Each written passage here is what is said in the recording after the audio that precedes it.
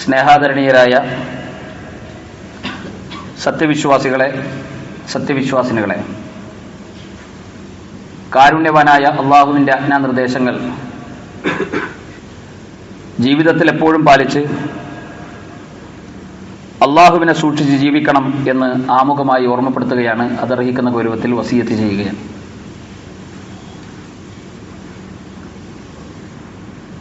ഇസ്ലാം എന്ന് പറയുന്നത് ദൈവികമായ ഒരു ആദർശമാണ്. മനുഷ്യ സമൂഹത്തിന് ആ ദൈവിക സന്ദേശം നൽകുന്നതിനാണ് പ്രവാചകന്മാരെ അള്ളാഹു നിയോഗിച്ചത്. പ്രവാചകന്മാർ മനുഷ്യരെങ്ങനെ ജീവിക്കണം എന്നതിന് വളരെ വ്യക്തമായ ഒരു മാർഗനിർദ്ദേശമാണ് വിശുദ്ധ ഖുർആനിലൂടെ നമുക്ക് നൽകിയത്. ആ ഖുർആനികമായ വെളിച്ചത്തിലൂടെ ജീവിതത്തെ മുന്നോട്ട് കൊണ്ടുപോകാൻ പരിശ്രമിക്കേണ്ടവരാണ് ഓരോ വിശ്വാസികളും എന്ന ബോധം നമുക്ക് ഏവർക്കും ഉണ്ടാകണം. ഇസ്ലാം ഒരു സാർവജനീനമായ സാർവകാലികമായ ഒരു മതമാണ്. അതിൽ ആശയങ്ങൾ ഇന്ന കാലത്തേക്ക് യോജിക്കുന്നത്, ഇന്ന കാലത്തിന് ഇത് പറ്റാത്തത്, ചില നിയമങ്ങൾ ഇന്ന സന്ദർഭങ്ങളിൽ നമുക്ക് ഉപയോഗപ്പെടുത്താൻ കഴിയുന്നത്, ഇന്ന രാജ്യങ്ങളിൽ നമുക്ക് ഉപയോഗപ്പെടുത്താൻ കഴിയുന്നത്, അങ്ങനെയൊന്നുമില്ല. ഇസ്ലാമിക നിയമങ്ങളും ഇസ്ലാമിക ആശയങ്ങളും ഏത് കാലഘട്ടങ്ങളിൽ ജീവിക്കുന്ന മനുഷ്യർക്കും അവരുടെ ജീവിതത്തെ വെളിച്ചത്തിലേക്ക് കൊണ്ടുപോകാൻ ഉപയോഗപ്രദമായ കാര്യങ്ങളാണ് വിശുദ്ധ ഖുർആനും തിരുസുന്നത്തും മാനവരാശിയെ പഠിപ്പിക്കുന്നതും അവരെ ബോധ്യപ്പെടുത്തുന്നതും. ഇസ്ലാമിക ഭരണമനുസരിച്ച് നടക്കുന്ന രാജ്യങ്ങളുണ്ട്. അവർ വിശുദ്ധ ഖുർആനാണ് അവരുടെ പ്രമാണവും മതനിയമവുമായി പരിഗണിക്കപ്പെടുന്നത്. സൗദി അറേബ്യ പോലുള്ള രാജ്യങ്ങൾ നമുക്കതിന് ഉദാഹരണമാണ്. എന്നാൽ ജനാധിപത്യപരമായ കാര്യങ്ങളിൽ, സമീപനങ്ങളിൽ മുന്നോട്ട് പോകുന്ന രാജ്യങ്ങളുണ്ട്. ഇന്ത്യ എന്ന് പറയുന്നത് നമുക്കതിന് ഉദാഹരണമാണ്. ലോകത്തെ ഏറ്റവും വലിയ ജനാധിപത്യ രാജ്യങ്ങളിൽ ഒന്നാണ് നമ്മുടേത്. ലിഖിതമായ ഒരു ഭരണഘടന അനുസരിച്ചുകൊണ്ടാണ് ആ രാജ്യത്തെ നിയമങ്ങൾ മുന്നോട്ട് കൊണ്ടുപോകുന്നത്. ആ ഭരണഘടനയുടെ അടിത്തറ എന്ന് പറയുന്നത് സ്വാതന്ത്ര്യം, സമത്വം, സാഹോദര്യം എന്നാണ്. നമ്മുടെ നാട് ഒരു പൊതു തെരഞ്ഞെടുപ്പിന് അഭിമുഖീകരിക്കാൻ നിൽക്കുന്ന ആഴ്ചയിലാണ്, അല്ലെങ്കിൽ ഒരു സന്ദർഭത്തിലാണ്, അതിന്റെ തൊട്ടടുത്താണ് നമ്മളുള്ളത്. തെരഞ്ഞെടുപ്പുകളിൽ പങ്കാളികളാകുക എന്നത് ജനാധിപത്യ വിശ്വാസികളുടെ ബാധ്യതകളിൽപ്പെട്ടതാണ്.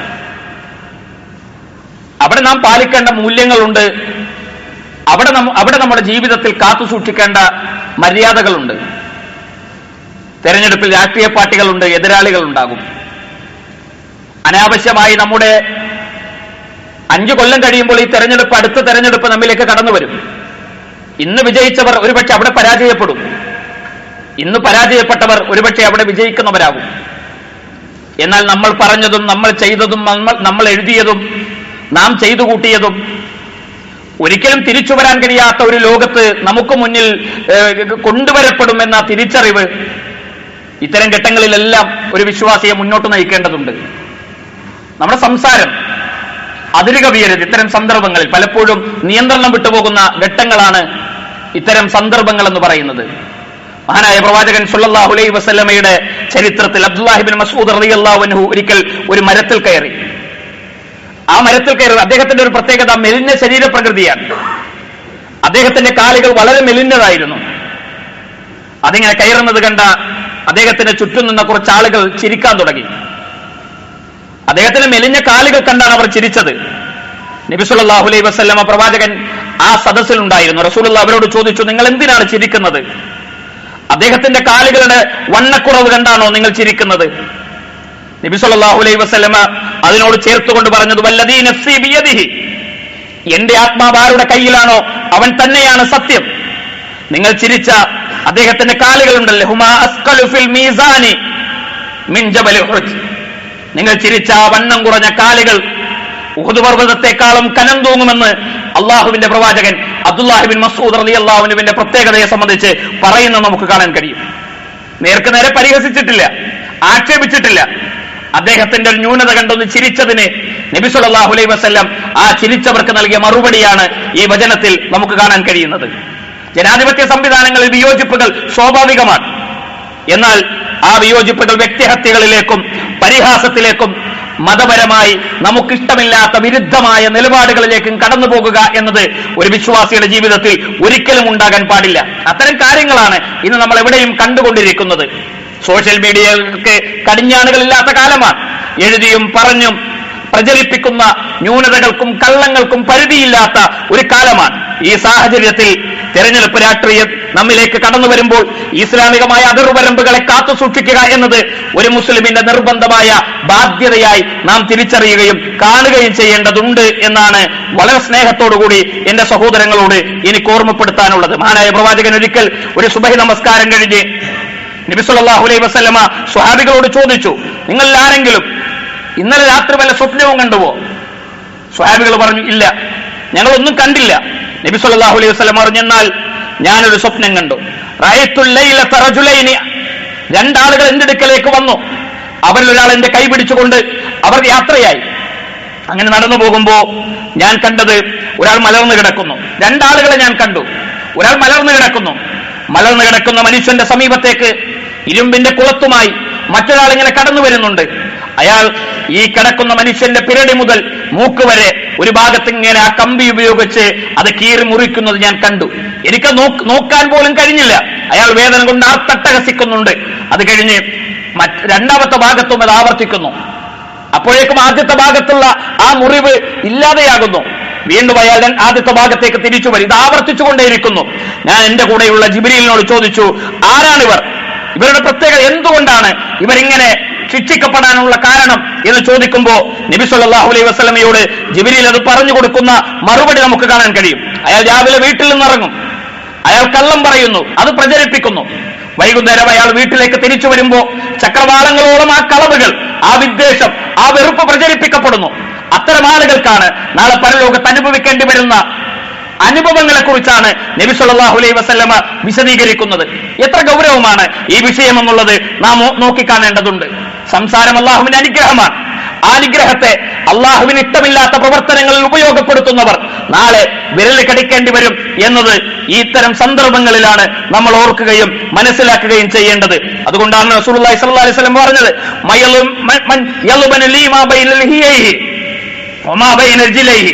നിങ്ങളുടെ കാലുകൾക്കിടയിലുള്ളത്, നിങ്ങളുടെ ചുണ്ടുകൾക്കിടയിലുള്ളത്, രണ്ട് താടിയല്ലുകൾക്കിടയിലുള്ളത്, അത് നിങ്ങൾ എനിക്ക് സൂക്ഷിക്കുമെന്ന് ഉറപ്പ് നൽകിയാൽ ഞാൻ നിങ്ങൾക്ക് സ്വർഗം ജാമ്യം നിൽക്കാമെന്ന് അള്ളാഹുവിന്റെ റസൂൽ പറയുന്നത് നമുക്ക് കാണാൻ കഴിയും. ലൈംഗികതയെ അരാജകത്വ കാലഘട്ടങ്ങളിലേക്ക്, അത്തരം ലൈംഗിക അരാജകത്വങ്ങളിലേക്ക് മനുഷ്യർ കൂപ്പുകുത്തിക്കൊണ്ടിരിക്കുന്ന ഒരു കാലമാണ്. മൊബൈൽ ഫോണുകളിലും നമ്മുടെയൊക്കെ ലാപ്ടോപ്പുകളിലും കമ്പ്യൂട്ടറുകളിലും സോഷ്യൽ മീഡിയകളിലും വൃത്തികേടുകൾ തെരഞ്ഞ് അതിന്റെ പിന്നാലെ പോകുന്ന മനുഷ്യരുണ്ട്. ഒരാളും അറിയില്ല എന്ന് വിചാരിക്കുന്നവർ. പക്ഷേ അള്ളാഹുവിന്റെ റസൂൽ വിശുദ്ധ ഖുർആനിലൂടെ നമുക്ക് പറഞ്ഞു തരുന്നു, റഖീമും അതീദും രേഖപ്പെടുത്താതെ നിങ്ങൾക്ക് എങ്ങനെയാണ് ഇത് മറച്ചു വെക്കാൻ കഴിയുക? മനസ്സിന്റെ കട്ടുനോട്ടങ്ങൾ പോലും അറിയുന്ന, കണ്ണിന്റെ കൃഷ്ണമണിയുടെ ചലനങ്ങൾ പോലും അറിയുന്ന, നിങ്ങളുടെ ഹൃദയങ്ങളിലെ ആലോചനകളെ പോലും അറിയാൻ കഴിയുന്ന അള്ളാഹുവിനെ മറച്ചു വെച്ചുകൊണ്ട് നിങ്ങൾക്ക് എങ്ങനെയാണ് ഈ തിന്മകളിലേക്ക് കടന്നു പോകാൻ കഴിയുക എന്ന് നബി സല്ലല്ലാഹു അലൈഹി വസല്ലമ ചോദിക്കുന്നത് വിശുദ്ധ ഖുർആനിന്റെ ആയത്തുകൾ ഉദ്ധരിച്ചുകൊണ്ടാണ്. അതുകൊണ്ട് തന്നെ നമ്മുടെ സംസാരങ്ങൾ, പെരുമാറ്റങ്ങൾ, ഇടപാടുകൾ, ഇടപെടലുകൾ എല്ലാം വളരെ ക്ലിയർ ആകേണ്ടതുണ്ട്. അവിടെ ഒരിക്കലും അതിൽ കവിയുന്ന സമീപനം ഉണ്ടാകാൻ പാടില്ല. പരിഹാസങ്ങൾ അതൊരിക്കലും വിശ്വാസികൾക്ക് ഭൂഷണമായ യോജിച്ച ഒരു പ്രവർത്തനമല്ല. നബി സല്ലല്ലാഹു അലൈഹി വസല്ലമയുടെ ചരിത്രത്തിൽ നമുക്ക് കാണാൻ കഴിയും. ഒരിക്കൽ മഹാനായ അബൂ ദർ റളിയല്ലാഹു അൻഹു ബിലാൽ ഇബ്നു റബാഹ് റളിയല്ലാഹു അൻഹുവിനെ കറുത്തവളുടെ മകനെ എന്ന് വിളിക്കുന്നു. പ്രവാചകൻ എത്ര ശക്തമായിട്ടാണ് അബൂ ദർ ഗിഫാരി ആക്ഷേപിക്കുന്നത്. ജാഹിലിയ്യത്തിന്റെ വൃത്തികേടുകൾ നിന്റെ മനസ്സിൽ നിന്ന് മാറ്റിവെക്കാൻ കഴിഞ്ഞിട്ടില്ലേ അബൂ ദർ എന്നാണ് അബൂ ദർ ഗിഫാരി റളിയല്ലാഹു അൻഹുവിനോട് അള്ളാഹുവിന്റെ റസൂലിന്റെ ചോദ്യം ഉണ്ടാകുന്നത്. ജാഹിലിയ്യത്തിന്റെ വൃത്തികേടാണ് ആളുകളെ പരിഹാസപ്പേരുകൾ വിളിക്കുക എന്നുള്ളത്. അവരുടെ ന്യൂനതകൾ അതവർക്കുള്ളതല്ലേ? പലപ്പോഴും ന്യായമാണ്. അതവർക്ക് ഇഷ്ടമാണോ? അങ്ങനെ വിളിക്കുന്നത് അവർക്ക് ഇഷ്ടമാണോ ഇഷ്ടമല്ലേ എന്നൊരാലോചന ഒരിക്കലും നമുക്കിടയിൽ ഉണ്ടാകുന്നില്ല. അതേപോലെ തന്നെ അത്തരം പരിഹാസ ന്യൂനതകൾ പറയുക, ആളുകളുടെ ന്യൂനതകൾ വിശദീകരിക്കുക, പറഞ്ഞു നടക്കുക. അത് ഞാൻ കേട്ടതാണ്, ഞാൻ അറിഞ്ഞതാണ്, ഞാൻ അവിടെ കൂടി പോയപ്പോൾ ഒരു പോസ്റ്റർ കണ്ടതാണ്. അല്ലാഹുവിന്റെ റസൂൽ പറയാം, കള്ളനാകാൻ നിങ്ങൾ പറയണമെന്നില്ല, നിങ്ങളൊരു കാര്യം സ്വന്തമായി പറയണമെന്നില്ല. നിങ്ങൾ കള്ളനാകാൻ നിങ്ങൾക്ക് യോഗ്യതയുണ്ട്. ആ യോഗ്യത എന്താ? ഒരാൾക്ക് കള്ളനാകാനുള്ള യോഗ്യത റസൂലുള്ളാഹി പറയാ.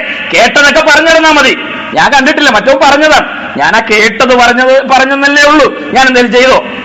ഞാൻ ആ കേട്ട കാര്യം പറഞ്ഞു എന്നല്ലേ, കേട്ടത് പറഞ്ഞാൽ മതി എന്ന് മാത്രമല്ല. നബി സല്ലല്ലാഹു അലൈഹി വസല്ലം ഇതിന്റെ ഒരു ഗൗരവം നമ്മൾ മനസ്സിലാവും. ഒരു ഉമ്മ റസൂലുള്ളാഹിന്റെ മുന്നിൽ നബി സല്ലല്ലാഹു അലൈഹി വസല്ലമയുടെ മുന്നിൽ ഇരിക്കുമ്പോൾ ഉമ്മ കുട്ടിനെ വിളിച്ചു. നമ്മളിങ്ങനെ കുട്ടികളെ വിളിക്കും, ഇതാ ഇങ്ങോട്ട് വാടാം. അപ്പൊ അടുത്തെത്തുമ്പോൾ നമ്മൾ പെട്ടെന്ന് നമ്മൾ പറയും, ഒരു മിഠായി തരാം, അല്ലെങ്കിൽ ഞാൻ ഒരു ചോക്ലേറ്റ് തരാം, ഒരു പുസ്തകം തരാം, ഒരു കളിപ്പാട്ടം തരാം. അപ്പൊ കുട്ടികൾ കേട്ട ആവേശത്തിൽ നമ്മുടെ അടുത്തേക്ക് ഓടി വരുമ്പോൾ അവരെ പിടിക്കും. വരാൻ വേണ്ടി ചെയ്തതാണ്.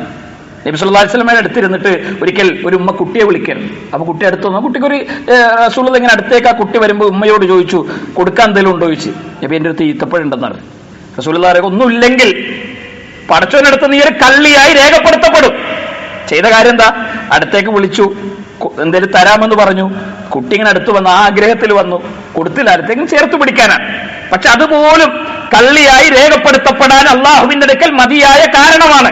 നബി സല്ലല്ലാഹു അലൈഹി വസല്ലം പറയും, നമ്മുടെ സോഷ്യൽ മീഡിയ ഉപയോഗങ്ങൾ, നമ്മുടെ വാട്സപ്പ് ഗ്രൂപ്പുകൾ, നമ്മുടെ സോഷ്യൽ മീഡിയ നെറ്റ്വർക്കുകൾ, അതിലുള്ള സംസാരങ്ങൾ, ഇടപെടലുകൾ, ഇതിലൊക്കെ ഒരു ജാഗ്രത ഉണ്ടാകണം എന്നാണ് ഇസ്ലാം പഠിപ്പിക്കുന്നത്. തെരഞ്ഞെടുപ്പ് കാലല്ലേ, എല്ലാവരും അങ്ങനല്ലേ, എല്ലാരും കിടക്കുന്ന കബറിലല്ല നമ്മൾ കിടക്കുക. നമ്മൾ കിടക്കുന്ന കബറിൽ എല്ലാവരും വരൂല്ല, നമ്മൾ മാത്രമേ ഉണ്ടാവുള്ളൂ. അവിടെ നമ്മൾ മാത്രമേ ഉണ്ടാവുള്ളൂ. അവിടെ നാളെ ഉയർത്തെഴുന്നേൽപ്പിന്റെ നാളിൽ പ്രവാചകന്മാർ പോലും നഫ്സി നഫ്സി എന്ന് പറയുന്ന ദിവസത്തിൽ എല്ലാരും പറഞ്ഞതല്ലേ, ന്യായമാണോ? ഇതെല്ലാരും ചെയ്തതല്ലേ, ന്യായമാണോ? ഇതെല്ലാരും ഉണ്ടായിരുന്നില്ലേ, ന്യായമാണോ? റസൂലുള്ളാഹി എന്റെ മകൾ ഫാത്തിമ റളിയല്ലാഹു അൻഹയോട് പറയുന്ന ഒരു വാക്കില്ലേ, മോളെ നീ ദുനിയാവിൽ എന്ത് വേണമെങ്കിലും ചോദിച്ചോളൂ, ബാപ്പ കഴിയുന്നതൊക്കെ തരാം, എന്നാൽ നീ നാളെ പരലോകത്ത് എന്തെങ്കിലും ഒരു രക്ഷ ചോദിച്ചാ അത് റസൂലുള്ളാഹിന്റെ മോളോടാണ്, കരളിന്റെ കഷ്ണമായ ഫാത്തിമ ബിബി റളിയല്ലാഹു അൻഹയോടാണ് നബി സല്ലല്ലാഹു അലൈഹി വസല്ലം പറയുന്നത്. എങ്കിൽ നമ്മുടെയൊക്കെ ആ കാര്യങ്ങൾ നമ്മളൊന്ന് ആലോചിച്ച് നോക്കും. അതുകൊണ്ടൊരു ജാഗ്രത എല്ലാ രംഗത്തും, പരിഹാസത്തിലും ആക്ഷേപത്തിലും പെരുമാറ്റത്തിലും അതിരുകവിയലിലും എല്ലാം അനാവശ്യമായ ദേഷ്യം വരുന്ന ഒരു കാര്യത്തിൽ നമ്മൾ ഉണ്ടാകരുത്. ജാഗ്രത പാലിക്കാൻ കഴിയണം. തെരഞ്ഞെടുപ്പ് നിർണായകമാണ്. നമ്മൾ വോട്ട് രേഖപ്പെടുത്തുക എന്ന് എല്ലാവരും ചെയ്യാനല്ല. ഞാനിപ്പോ ഒരാൾ ചെയ്തിട്ടില്ല എന്നതുകൊണ്ട് അതിൽ പ്രത്യേകിച്ച് എന്തെങ്കിലും ഒരു കാര്യമുണ്ടോ? നിസ്സാരമായി ഒരിക്കലും കാണാൻ പാടില്ല. അതൊരു പൗരന്റെ ബാധ്യത എന്നതുപോലെ തന്നെ നമ്മുടെ മതപരമായ ബാധ്യതകളും അതിലുണ്ട്. കാരണം ഇസ്ലാമിക സമൂഹം നിലനിൽക്കുക എന്നത് ഇതിൽ ഈ തെരഞ്ഞെടുപ്പ് പ്രക്രിയകളുമായി ബന്ധപ്പെട്ടുകൊണ്ടുള്ള ഒരുപാട് കാര്യങ്ങൾ അതിലുണ്ട്. നമ്മളത് ചെയ്തിട്ടില്ലെങ്കിലോ, ആ ഉത്തരവാദിത്തങ്ങളിൽ നിന്ന് പിന്മാറിയാലോ, അതിൽ മാറി നിന്നാലോ, അത് ഈ നിലപാടുകൾക്ക് വിരുദ്ധരായ ആളുകൾ അധികാരങ്ങളിൽ വരും. അവർ അധികാരങ്ങളിൽ വന്ന് ഇസ്ലാമിക സമൂഹത്തെയും ഇവിടെയുള്ള സമാധാന അന്തരീക്ഷങ്ങളെയും നശിപ്പിക്കുന്നവർ വരും. അത്തരം നിലപാടുകൾ ഉണ്ടാകാൻ പാടില്ല. അതുകൊണ്ട് ആർക്ക് വോട്ട് ചെയ്യണം നമ്മൾ പറയുന്ന ഒന്നല്ല, പറയേണ്ടതില്ല. എന്നാൽ ആ വോട്ട് ചെയ്യുന്നിടത്ത് നമ്മൾ ആലോചിക്കേണ്ട കാര്യങ്ങളുണ്ട്. മൂല്യങ്ങൾക്ക് വിരുദ്ധമായ നിലപാടുകളുള്ളവർക്കത് ചെയ്തുകൂടാ, വിദ്വേഷ പ്രചാരകന്മാർക്കത് ചെയ്തുകൂടാ, വെറുപ്പുൽപാദിപ്പിക്കുന്നവർക്കത് ചെയ്തുകൂടാ, മനുഷ്യരുടെ സമാധാനം നഷ്ടപ്പെടുത്തുന്നവർക്കത് ചെയ്തുകൂടാ. ഭരണഘടന സംരക്ഷിക്കുന്നവർക്കും മതപരമായ മൂല്യങ്ങൾ സംരക്ഷിക്കുന്നവർക്കും ഈ രാജ്യത്ത് സമാധാനം ഉണ്ടാകണമെന്ന് ആഗ്രഹിക്കുന്നവർക്കുമാണ് നമ്മുടെ സമ്മതിദാനാവകാശങ്ങൾ നാം രേഖപ്പെടുത്തേണ്ടത്. ഈ സർക്കാരിന്റെ വിലയിരുത്തലുകളാവാം, അതേപോലെ തന്നെ നമുക്ക് ചെയ്യുന്ന വികസന പ്രവർത്തനങ്ങളുടെ വിലയിരുത്തലുകളാവാം. ഈ മൂല്യങ്ങളോട് ചേർന്ന് നിന്നുകൊണ്ട് ഇത്തരം തെരഞ്ഞെടുപ്പ് പ്രക്രിയകളുടെ ഭാഗമാകുക എന്നത് ഈ ദഅവ പ്രവർത്തനത്തിന്റെ സംരക്ഷണങ്ങളുടെ ഒരു ബാധ്യതകൾ കൂടിയാണ് എന്ന തിരിച്ചറിവ് നമുക്കുണ്ടാകണം. അള്ളാഹു അത്തരത്തിൽ ഒരു നല്ല ഭരണകൂടത്തെ ഈ രാജ്യത്തിനും ഈ നാടിനും സമ്മാനിക്കാൻ ഇത്തരം പ്രക്രിയകളിലൂടെ കഴിയട്ടെ എന്ന് അള്ളാഹു സുബ്ഹാനഹു വ തആല നമ്മളെ സഹായിക്കട്ടെ എന്ന് നമ്മൾ ആത്മാർത്ഥമായി പ്രാർത്ഥിക്കുക. അള്ളാഹു നമ്മെ അനുഗ്രഹിക്കുമാറാകട്ടെ.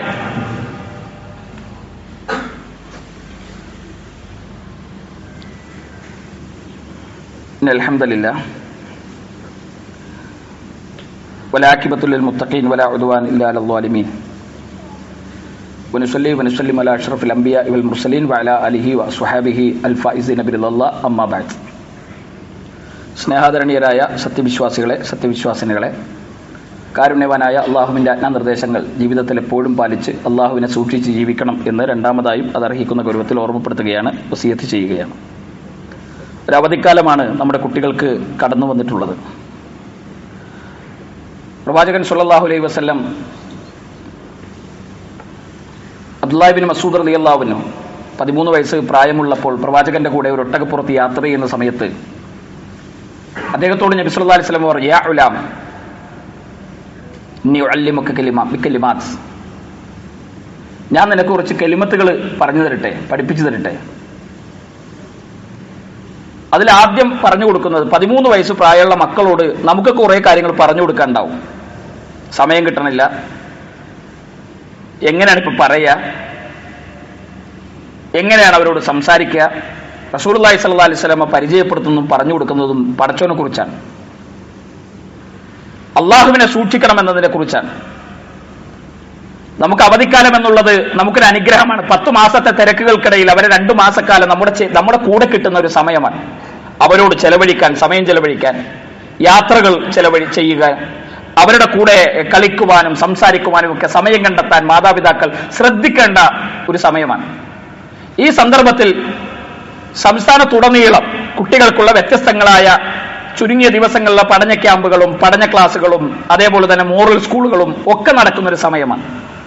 നമ്മൾ അത്തരം കാര്യങ്ങളൊക്കെ ഒന്ന് ശ്രദ്ധിക്കുകയും കുട്ടികളെയൊക്കെ ആ പരിസരങ്ങളിൽ എത്തിക്കുവാനും അതിലൊക്കെ ചേർക്കുവാനും ഒക്കെയുള്ള, അതിലൊക്കെ കുറച്ച് കാര്യങ്ങൾ പഠിപ്പിക്കാനുള്ള അവസരങ്ങൾ ഒരുക്കി കൊടുക്കുകയും ചെയ്യുക എന്നത് നമ്മുടെ ബാധ്യതകളിൽപ്പെട്ടതാണ്. യാ അയ്യുഹല്ലദീന ആമനൂ ഖൂ അൻഫുസകും വഅഹ്ലീകും നാറ, സത്യവിശ്വാസികളെ നിങ്ങളെ സൂക്ഷിക്കണം, നിങ്ങളുടെ കുടുംബത്തെ നരകത്തിൽ നിന്ന് നിങ്ങൾ കാത്തുരക്ഷിക്കുകയും ചെയ്യണം. വഖുദുഹന്നാസു വൽ ഹിജാറ, അവിടെ മനുഷ്യരും കല്ലുകളും ഇന്ധനങ്ങളായി കത്തിക്കപ്പെടുന്ന നരകത്തിൽ നിന്ന് നിങ്ങളുടെ കുടുംബത്തെ കാത്തുരക്ഷിക്കണം. അത് നമ്മൾ ഓരോരുത്തരുടെയും ഓരോ വിശ്വാസികളുടെയും ബാധ്യതയാണ്. അതിനുള്ള അവസരങ്ങൾ നമ്മുടെ ചുറ്റുഭാഗങ്ങളിൽ എമ്പാടുമുണ്ട്. ആ അവസരങ്ങളെ കണ്ടെത്തുവാനും ഉപയോഗപ്പെടുത്തുവാനും സാധിക്കണം. MSMന്റെയൊക്കെ നേതൃത്വത്തിൽ ഒട്ടേറെ വിജ്ഞാനപ്രദമായ സംവിധാനങ്ങൾ ഈ വെക്കേഷൻ കാലങ്ങളിൽ നടക്കുന്നുണ്ട്. ചുരുങ്ങിയ സന്ദർഭങ്ങളിലും സമയങ്ങളിലും ഒക്കെയാണ് നടക്കുന്നത്. അതൊക്കെ അന്വേഷിക്കുവാനും കണ്ടെത്തുവാനും ഒക്കെ നാം ശ്രദ്ധിക്കുക. ഇത്തരം വിജ്ഞാനങ്ങൾ നേടി നന്നായി മുന്നോട്ട് പോകാൻ കഴിയുന്ന നല്ല കുടുംബാന്തരീക്ഷങ്ങളെ സൃഷ്ടിക്കാൻ നമുക്ക് സാധിക്കുക. അള്ളാഹു നമ്മെ അനുഗ്രഹിക്കുമാറാകട്ടെ.